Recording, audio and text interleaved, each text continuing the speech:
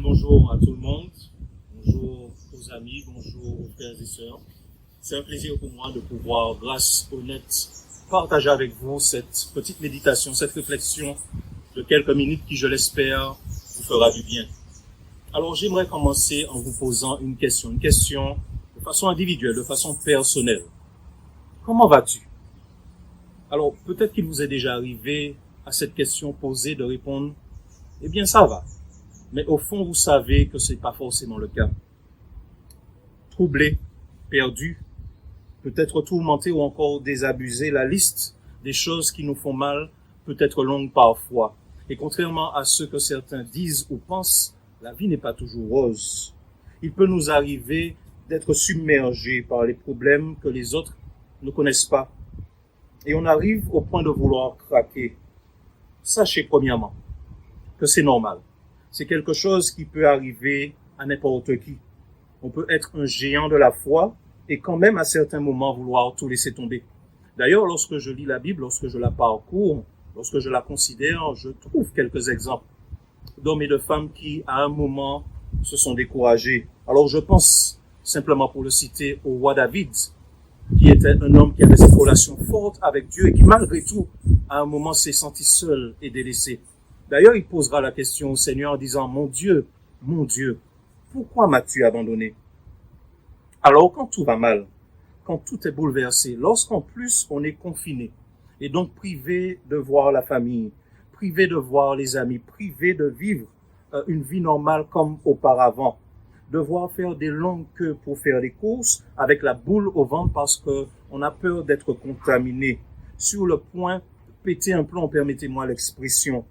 Eh bien, vers qui se tourner? Où trouver la paix? Où trouver du secours?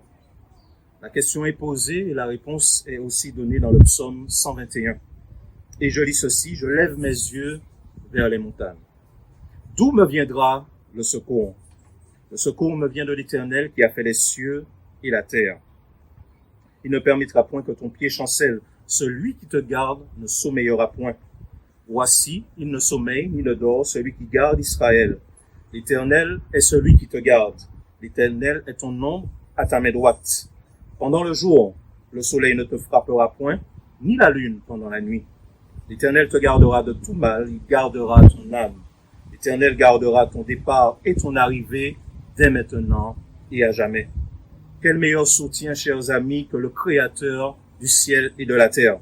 Alors, soyons clairs, ce Créateur dont je parle, d'ailleurs, il n'y en a qu'un seul, c'est la personne de Jésus, sûrement que vous connaissez déjà. Ce Jésus qui, pendant quelques années, a vécu sur cette terre, dans ce corps touché par le péché.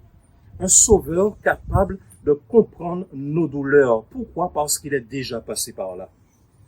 Alors, qu'est-ce qui te fait mal aujourd'hui?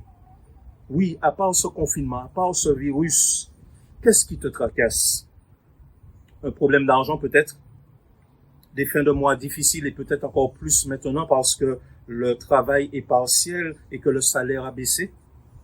Jésus comprend, il a lui-même grandi dans une famille avec très peu de moyens.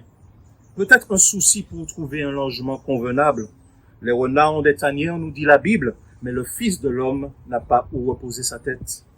Conflit peut-être dans la famille. Jésus comprend aussi ce problème. Ce sont ses frères qui l'ont rejeté et se sont moqués de lui. Peut-être la perte, malheureusement, de notre cher. Sache que même tes larmes sont un langage que Jésus comprend. Oui, Jésus est assurément, chers amis, la personne la mieux placée pour nous écouter et pour nous comprendre quand tout va mal. Alors, es-tu lassé? Es-tu lassé, rempli de tristesse? Dis tout à Jésus. Son cœur est ouvert à ta voix sans cesse. Oh oui, dis tout à Jésus. Il peut comprendre, il aime à t'entendre. Dis-lui simplement tout. Oui, cher ami, tu peux tout lui dire et ce, à n'importe quel moment. Son standard est toujours ouvert, 24 heures sur 24, 7 jours sur 7, peu importe le moment de la journée ou de la nuit, et en plus, c'est gratuit. Jésus est prêt à t'écouter parce que celui qui te garde ne sommeille ni ne dort. Il te garde.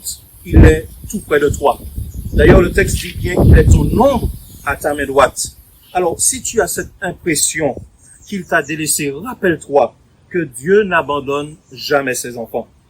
Alors même si les dangers accourent, subtils, inconnus, même si de près ils t'entourent, sache que plus près est Jésus. Alors, cher ami, pourquoi ne pas dès aujourd'hui te tourner vers lui? Alors, il est vrai que Dieu n'a pas dit que tout sera facile.